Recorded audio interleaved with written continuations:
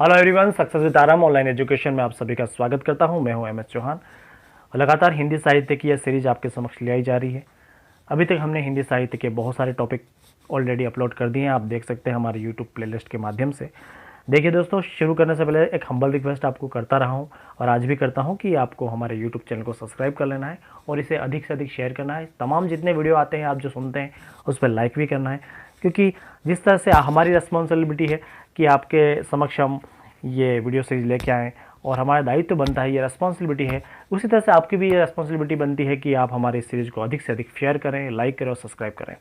अब शुरू करते हैं हमारा जो आज की क्लास है, हिंदी साहित्य के इतिहास का काल विभाजन और नामकरण। देखो, कोई भी लिटरेचर हो, चाहे हिंदी साहित्य की बात नहीं है, चाहे बहुत सारे लिटरेचर हैं, अभी इंग्लिश लिटरेचर है, संस्कृत साहित्य, उर्दू साहित्य, बहुत सारे साहित्य। जब भी साहित्य का हम नाम लेंगे तो बिल्कुल आपको ये मानना होगा कि हर साहित्य के एक टाइम पीरियड होगा, कैसे उस साहित्य का उद्विकास होता है, कैसे वो मैच्योर स्टेज में आता है और कैसे आज समसामयिक रूप में हम उसे देखते हैं। हिंदी साहित्य को भी कुछ इसी तरह से हम देखते हैं। हिंदी साहित्य में मैं पहले ही बता चुका हूँ कि हिंदी साहित्य की शुरुआत अगर मोटे तौर पर मानी जाए, बहुत सारे अलग अलग लोगों के मत हैं, लेकिन मोटे तौर पर हम सामान्य रूप से माने तो हिंदी साहित्य की शुरुआत आदिकाल, भक्तिकाल, रीतिकाल और आधुनिक काल के नाम से जानी जाती है। लेकिन ये काल विभाजन कैसे कैसे हुआ, किन किन लोगों ने क्या क्या नाम दिए, उनके बारे में जानना बहुत ज़रूरी है, क्योंकि परीक्षा में पूछ लिए जाते हैं और एक कंपटीशन एग्ज़ाम के हिसाब से तो बहुत महत्वपूर्ण हो जाता है। क्योंकि हम जब एकेडमिक की तैयारी करते हैं तब इतना महत्वपूर्ण नहीं होता है, कई बार हम डाटा को स्कैप कर सकते हैं, लेकिन कंपटीशन एग्ज़ाम में हम इसे स्कैप नहीं कर सकते। और आपको ध्यान होना चाहिए कि बिल्कुल थोड़ी सी भी गलती आपको कंपटीशन से बाहर निकाल देगी। यूजीसी नेट की परीक्षा हो, बिल्कुल यहाँ पैटर्न पेपर आपके समक्ष ये एक प्रोग्राम चलाया जा रहा है और कहीं ना कहीं आपको बहुत फ़ायदा होगा, इसलिए निश्चिंत रहें। यहाँ पर आपको ऐसा कोई भी कंटेंट नहीं दिया जाएगा जो एग्ज़ाम के हिसाब से महत्वपूर्ण नहीं है। सारे कंटेंट एग्ज़ाम के हिसाब से महत्वपूर्ण है और नोट्स भी दिए जा रहे हैं। टेलीग्राम चैनल ज्वाइन कर लो, टेलीग्राम का लिंक मैं आपको पहले ही बता चुका हूँ, डिस्क्रिप्शन में देख लो। आगे और बात कर लेंगे लिंक के बारे में। देखो, हिंदी साहित्य के जो इतिहास है वो मैं पहले ही आपको ऑलरेडी बता चुका हूँ कि कई आधारों पर काल विभाजन होता है। काल विभाजन के एक आधार नहीं हो सकते, बहुत सारे। कोई कहता है प्रवृत्ति के आधार पर, देश काल परिस्थिति के आधार पर, लेकिन मोटे तौर पर हम बात करें तो काल विभाजन के 4 आधार हो सकते हैं। क्या क्या हो सकते हैं देख लेते हैं। देखो, यहाँ बात करेंगे हम प्रवृत्ति के आधार पर। प्रवृत्ति के आधार, प्रवृत्ति क्या है, मतलब उसकी प्रकृति क्या है, नेचर क्या है, नेचर के आधार पर। अब देखो, काल विभाजन इस आधार पर सबसे ज़्यादा कैसे किया गया, तो प्रवृत्ति के आधार पर हम बात करें तो संत काव्य, जहाँ संतों ने काव्य लिखा उसे संत काव्य कहा गया। समय की विशेष ध्यान नहीं था तो संत काव्य कहा गया। सूफी लोगों ने लिखा तो सूफी काव्य कहा गया। भक्ति काल को भक्ति काल का, क्योंकि भक्ति उस समय चरम पर थी तो उसे भक्ति काल कहा गया। रीति काल और छायावाद, तो प्रवृत्ति के आधार पर हम इन्हें कुछ आधारों पर बांट सकते हैं, ठीक है। वैसे ही हम बात करें स्वाधीनता के आधार पर, तो उसका विकास कैसा होगा, विकासवादिता के आधार पर, ठीक है। विकासवादिता के आधार पर, स्वाधीनता के आधार पर नहीं, विकासवादिता के आधार पर। विकास, ये थोड़ा सा आप इसे करेक्शन करेंगे। विकासवादिता के आधार पर क्या होता है, विकास कैसे हो रहा है, डेवलपमेंट कैसे हो रहा है। किसी लिटरेचर का डेवलपमेंट यकायक तो होता नहीं है, इसके पीछे बहुत सारे छोटे छोटे कारण होते हैं, बहुत सारी परिस्थितियाँ होती है। ऐसा बहुत सारे कारण होते हैं जहाँ की सांस्कृतिक, धार्मिक, आध्यात्मिक और वहाँ की दार्शनिक, ठीक है। तो ये सब कारण होके किसी विषय को विकास की ओर ले जाते हैं। जिसमें हम बात करें तो वो आदिकाल की चरम सीमा ने ही हिंदी साहित्य को शुरू कर दिया था। तो आदिकाल, मध्यकाल और आधुनिक काल, यहीं से हिंदी साहित्य का विकास हुआ और विकासवादिता के आधार पर हुआ। एक फैक्ट और देख लेते हैं यहाँ पे कि यहाँ आप देखें कि काल विभाजन का एक आधार सामाजिक सांस्कृतिक आधार भी हो सकता है, ठीक है। स्वच्छंदता के आधार पर, स्वच्छंदवाद क्या होता है, रोमांटिज्म, ठीक है। और एक होता है स्वतंत्रता के बाद का काल। तो इस आधार पर भी हमने काल विभाजन को बांटा, आप समझ चुके होंगे मेरी बात। अब प्रधानकर्ता, कोई भी व्यक्ति है, उसने इनिशिएटिव लिया होगा, तो उसके आधार पर भी हम हिंदी साहित्य के काल विभाजन का आधार मान सकते हैं। अब भारतेंदु हुए, गांधीवादी युग था, जिस तरह से नेहरूवादी युग था, उस तरह से साहित्य में हम बात करेंगे तो भारतेंदु युग, द्विवेदी युग और प्रसाद युग, ठीक। प्रसाद से हम बात करेंगे जयशंकर प्रसाद। तो इन कुछ आधारों पर हमने साहित्य को बांटा और ये आधार कम भी हो सकते हैं, थोड़ा बढ़ भी सकते हैं, क्योंकि कुछ लोग कह सकते हैं कि सांस्कृतिक आधार पर। तो मोटे तौर पर हम बात करें तो काल के आधार हो सकते हैं प्रवृत्ति के आधार पर, विकासवादिता के आधार पर, सामाजिक और सांस्कृतिक घटनाओं के आधार पर और प्रधानकर्ता के आधार पर। ठीक है, यहाँ तक आप समझ चुके होंगे। देखो, एक ये लाइन बहुत इंपॉर्टेंट है, परीक्षा में पूछ ली जाती है। काल विभाजन साहित्यिक प्रवृत्ति और आदर्शों में समानता के आधार पर होना चाहिए। सही बात है, बिल्कुल सही बात है। काल विभाजन कैसा होना चाहिए? साहित्यिक प्रवृत्ति और उसके जो आइडियोलॉजी है उसकी समानता के आधार पर काल विभाजन होना चाहिए। ये बात आप समझे और तर्कपूर्ण भी है। दूसरी बात देखते हैं कि जो कालों का नामकरण मूल साहित्य चेतना को आधार बनाकर करना चाहिए। मतलब साहित्यिक चेतना कैसा है? अगर उस समय भक्ति का इन्फ्लुएंस दिखता है, उस समय रीति का इन्फ्लुएंस दिखता है तो हमें रीतिकाल कहना पड़ेगा, और भक्ति का इन्फ्लुएंस दिखता है तो हमें भक्तिकाल कहना पड़ेगा। इस तरह से आप माने तो कालों का जो नामकरण है वो मूल साहित्य चेतना को आधार बनाकर करना चाहिए। तो ये दोनों कथन आप याद रखें, इसे लिख लीजिए, परीक्षा में पूछने की संभावना बनती है इन कथन पे। और कथन और कारण वाले में प्रश्न अभी यूजीसी नेट पे बहुत पूछे जा रहे हैं, तो आपको एक मोटे तौर पर ध्यान रखना चाहिए कि इस तरह की बातें भी पूछी जाती है परीक्षा में, और मैंने इसलिए इसको इंक्लूड किया है इस स्लाइड में, तो आप इसे ज़रूर नोट करें। अब देखो, हिंदी साहित्य के जो भी इतिहासकार रहे हैं उन्होंने काल विभाजन किया है। जैसे मिश्र बंधु ने अपना किया, एक व्यक्ति रहे जिनका नाम बहुत फेमस है, गिरियसन, जो सबसे पहले काल विभाजन कर रहे थे, रामचंद्र शुक्ल। तो इस तरह के व्यक्तियों ने मतलब साहित्य को अपने अपने हिसाब से बांटने की कोशिश की। और काल विभाजन तो देखो हर व्यक्ति की अपनी व्यक्तिगत रुचि के आधार पर भी हो सकता है।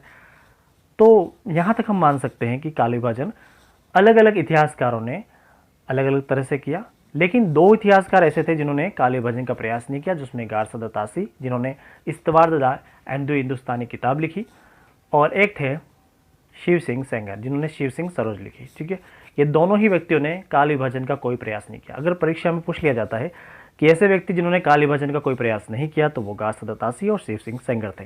याद रखें, इसे लिखना भूलें ना, क्योंकि जो मैं बातें बोल रहा हूँ वो परीक्षा में प्रश्न बन सकता है, इसलिए हर बात को आप लिखने की कोशिश करें। गारसद तासी और शिव सिंह सेंगर ने काल विभाजन का कोई भी प्रयास नहीं किया। अब हम चलते हैं दोस्तों, ग्रियर्सन का काल विभाजन क्या था उसके बारे में देख लेते हैं। देखिए, जॉर्ज ग्रियर्सन, यहाँ हम देखते हैं, इन्होंने मोटे तौर पर बात करें तो काल विभाजन को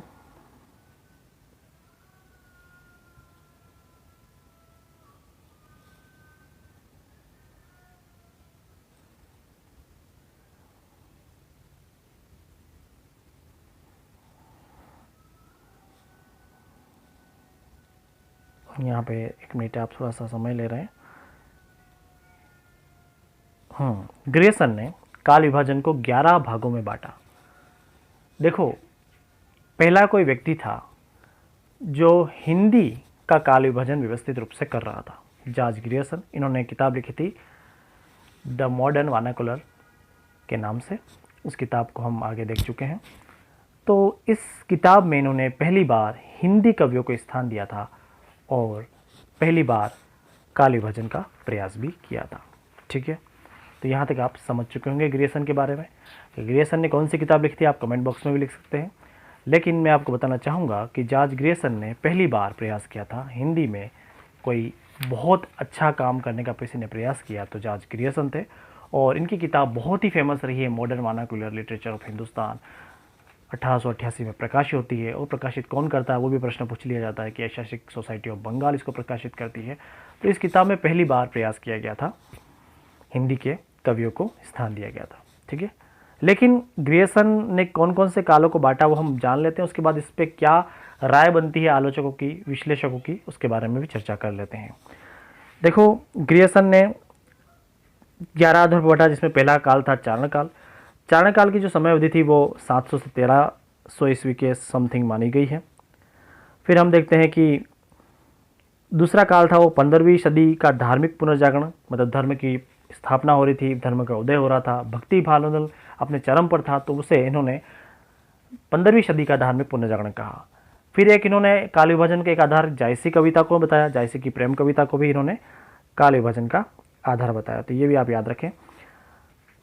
ब्रज का कृष्ण संप्रदाय ग्रियर्सन का काल विभाजन का आधार रहा है। मुगल दरबार भी इनके काल विभाजन का आधार रहा है। तुलसीदास काल विभाजन का आधार रहा है। रीति काव्य ग्रियर्सन के काव्य विभाजन का आधार रहा है। तुलसी के जो बाद के जो परवर्ती जो भी उनके अनुकरण कर रहे थे या फिर जो भी लेखक हुए, कवि हुए, उनके बारे में भी उन्होंने स्थान दिया अपने काल विभाजन में। फिर 18वीं शताब्दी का काल विभाजन और कंपनी शासन में हिंदुस्तान और विक्टोरिया काल में हिंदुस्तान, इस तरह से ही ग्रियर्सन ने काल विभाजन को माना। ठीक है, ये आप याद रख लेंगे क्योंकि कई बार परीक्षा में पूछ लिया जाता है। देखो इनका जो ग्रियर्सन का काल विभाजन है वैज्ञानिक नहीं है, क्योंकि देखो आपको मैं बता देता हूँ कि ग्रियर्सन यहाँ पे देखेंगे आप चारणकाल 700 से 1300 ईस्वी और 15वीं शताब्दी का पुनर्जागरण, इन दोनों के बीच 14वीं शताब्दी तो हमें देखने को ही नहीं मिलती है। तो 14वीं शताब्दी जब देखने को नहीं मिलती है तो हम मानते हैं कि ये वैज्ञानिक काल विभाजन नहीं है, क्योंकि 14वीं शताब्दी को ये बिल्कुल खा गए और उसमें कोई भी कवि और कोई भी रचना का नाम नहीं लिया इन्होंने। तो इस तरह से हम मानते हैं कि ग्रियर्सन का जो काल विभाजन था वो वैज्ञानिक नहीं था। और एक बात ये भी याद रख लें कि जो कालों का नामकरण रखा वो भी तर्कपूर्ण नहीं दिख रहा। आपको कहीं भी लग रहा है कि ये तर्कपूर्ण है? नहीं लग रहा है। लेकिन ग्रियर्सन ने पहली बार कोशिश की थी, तो कोई भी कोशिश लगातार देखो प्रयास के बाद ही अच्छा अपना मुकाम हासिल करती है। तो उसी तरह से पहली बार किसी व्यक्ति ने कोशिश की और अंग्रेजी में लिखा गया था द मॉडर्न वर्नाकुलर, ये जो किताब है। और इस किताब में किस तरह से हम मान सकते हैं कि ये किताब बहुत इंपॉर्टेंट रही आगे के जो परवर्ती जो भी इतिहासकार है, ग्रंथकार है, जैसे शुक्ल जी के लिए बहुत इंपॉर्टेंट रहा। तो उन्होंने इन किताब को आधार मान के आगे के साहित्य को रचना शुरू किया। हिंदी साहित्य के इतिहास को जैसे जैसे वे लिखते गए तो कहीं ना कहीं वे आधार को यूज़ करते गए। इस तरह से हम मान सकते हैं कि ग्रियर्सन ने बहुत बड़ा काम किया था। और ग्रियर्सन ने एक इम्पोर्टेंट काम यह भी किया था कि चारण काल में कुछ कवियों थे, उनके बारे में भी जिक्र किया। वो कवि कौन कौन थे? तो वो कवि थे पुष्य कवि। पुष्य कवि का नाम आपने सुना होगा, पुष्य कवि, खुमान सिंह, फिर केदार। इसके बाद हम देखते हैं चंद, जगनीक, जोधराज, षाडंगधर, कुमारपाल। इस तरह से कुछ व्यक्तियों को इन्होंने स्थान दिया। ये बात इतनी ज़्यादा महत्वपूर्ण नहीं है, लेकिन आपको याद रखनी होगी कि ग्रियर्सन ने कुछ नव कवियों को चारण काल में स्थान दिया था। ठीक है, अब मिश्र बंधुओं ने भी काल विभाजन अपने तरीके से किया। मिश्र बंधु के नाम आपको याद होने चाहिए, 3 भाई थे, उनके नाम आपको याद होने चाहिए। आप कमेंट बॉक्स में लिख सकते हैं। मैं पहले पढ़ा चुका हूँ, अगर आपने ये सीरीज नहीं देखी है तो सारे चीज़ें पहले ही बताई जा चुकी है। मिश्र बंधु कौन थे, क्या काम था और क्या किताबें लिख रहे थे। ठीक है, अभी इनके काल विभाजन का आधार को हम देख लेते हैं। 5 भागों में किया था। पहले काल को माना प्रारंभिक काल, फिर माध्यमिक काल, अलंकृत काल, परिवर्तन काल और वर्तमान काल। ठीक है, इस तरह से काल विभाजन के इनके ये 5 आधार रहे थे। ठीक है, इसमें भी इन्होंने बांटे। प्रारंभिक काल को 2 भागों में बांटा, माध्यमिक काल को 2 भागों में बांटा, अलंकृत काल को भी 2 भागों में बांटा, परिवर्तन काल को 2 भागों में बांटते हैं और वर्तमान काल। इस तरह से इन्होंने काल विभाजन किया। आगे हमें देख लेते हैं हम क्या क्या है, लेकिन मोटे तौर पर मैं बताने की कोशिश करूंगा कि इस तरह से मिश्र बंधुओं ने काल विभाजन किया था। देखो ये मैंने आपके समक्ष आपकी सुविधा के हिसाब से थोड़ा बांटने की कोशिश की है। देखो प्रारंभिक काल को भी इन्होंने 2 भागों में बांटा, पूर्वारंभिक काल और उत्तरारंभिक काल। पूर्वारंभिक काल जो था वो 700 से 1343 विक्रमी संवत को माना गया और उत्तरारंभिक काल जो था वो 1344 से 1444 विक्रमी संवत को माना गया। इसी तरह से हम बात करें, जो माध्यमिक काल था वो पूर्व माध्यमिक काल के रूप में जाना गया और प्रौढ़ माध्यमिक काल के रूप में जाना गया। इसमें भी हम देखो टाइम स्केल देख रहा है, 1445 से 1560 विक्रमी को पूर्व माध्यमिक काल माना गया और 1561 से 1680 विक्रमी संवत को प्रौढ़ माध्यमिक काल माना गया। फिर हम देखते हैं अलंकृत काल के बारे में। अलंकृत काल भी पूर्व उत्तर में बांटा गया, तो पूर्व अलंकृत काल और उत्तरालंकृत काल। अब ये टाइम पीरियड इनका भी यही देख लो, 1681 से 1790 तक का पूर्व अलंकृत काल माना गया और 1791 से 1889 को हम उत्तरा अलंकृत काल मानते हैं। फिर परिवर्तन काल आता है 1890 से 1924 और फिर हम देखेंगे वर्तमान काल 1926 से अब तक। इस तरह से मिश्र बंधु ने काल विभाजन का आधार बनाया। उनकी किताब थी मिश्र बंधु विनोद। 1913 में पहला भाग 3 भाग प्रकाशित हुए थे, 1, 2, 3 और चौथा भाग इनका प्रकाशित हुआ था 1939 में। ठीक है, यहाँ तक आप समझ चुके होंगे दोस्तों। जो लोग हिंदी साहित्य के विद्यार्थी उन्हें तो बहुत सहज और सरल रूप से समझ में आ रहा होगा और जो नए विद्यार्थी हैं उनको थोड़ा सा परिश्रम करना पड़ेगा। पहले वाली जो वीडियो है आप देखते रहिए ताकि आज का जो कंटेंट है वो आपके लिए बहुत ईजी हो जाएगा। निष्कर्ष क्या निकाला जा सकता है? देखो, काल विभाजन स्पष्ट और सम्यक है। तथ्यों की दृष्टि से बहुत सारी विसंगतियां देखने को मिलती है, लेकिन काल विभाजन बहुत अच्छा किया है। कालखंड के नामकरण में बहुत सारे मेथड्स अपनाए गए हैं।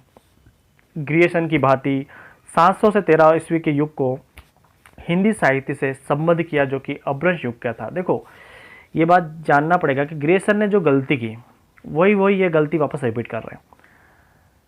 700 से 1300 ईस्वी का काल था, उसे हिंदी साहित्य से संबद्ध किया, लेकिन ये चारण काल के नाम से जाना जाता है, तो इसे हिंदी साहित्य का भाग नहीं माना है शुक्ल जी ने।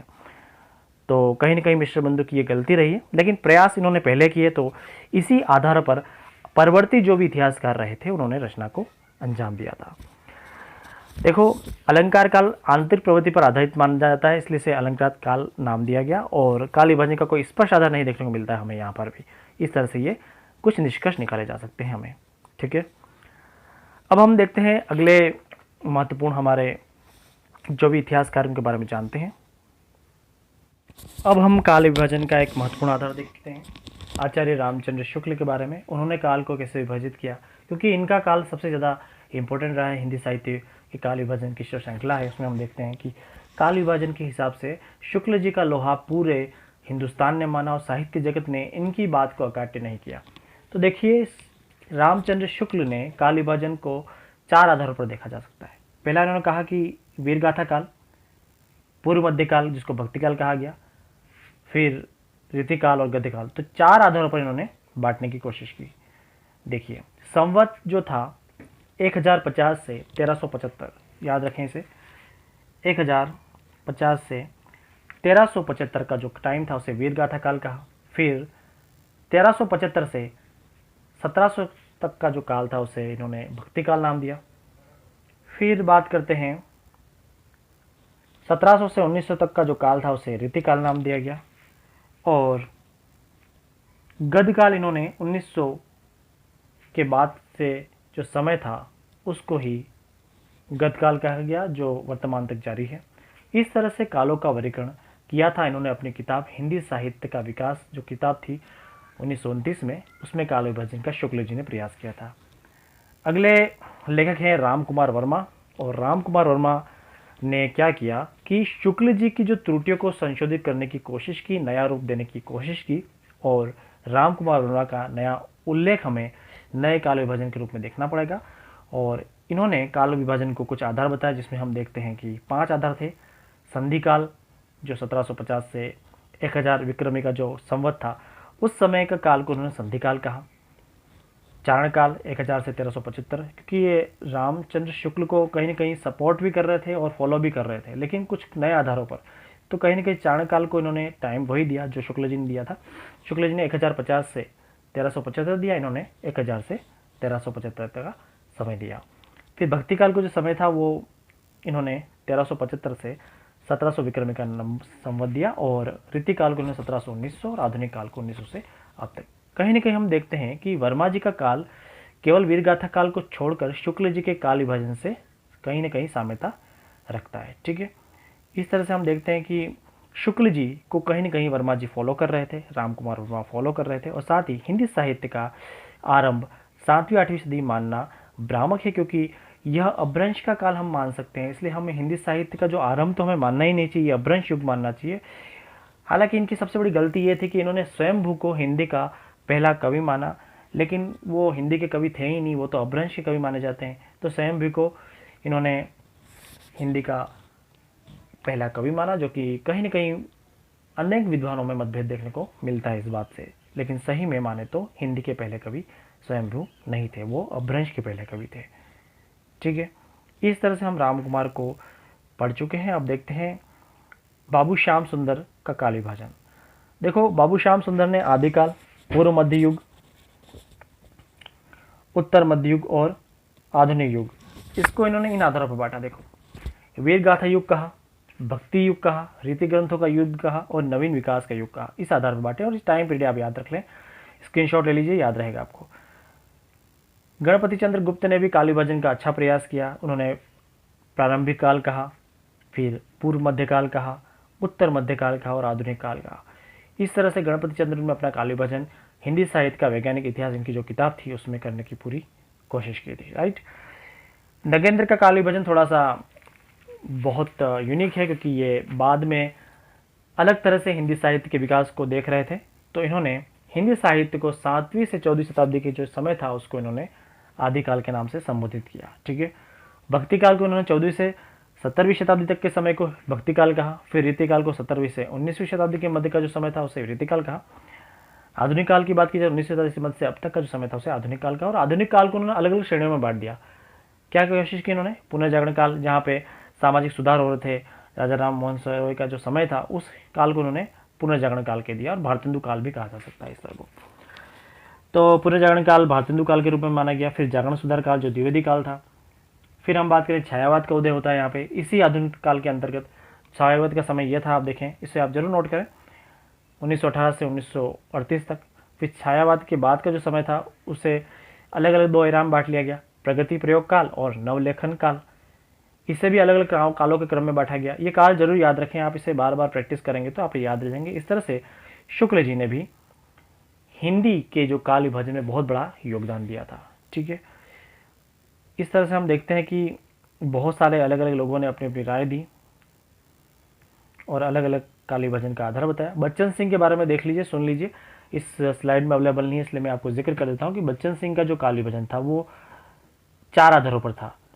उन्होंने वीरगाथा काल को अपभ्रंश काल कहा दिया, भक्ति काल को भक्ति काल ही कहा, रीतिकाल और आधुनिक काल। इस तरह से बच्चन सिंह ने भी काल विभाजन का एक अच्छा प्रयास किया था।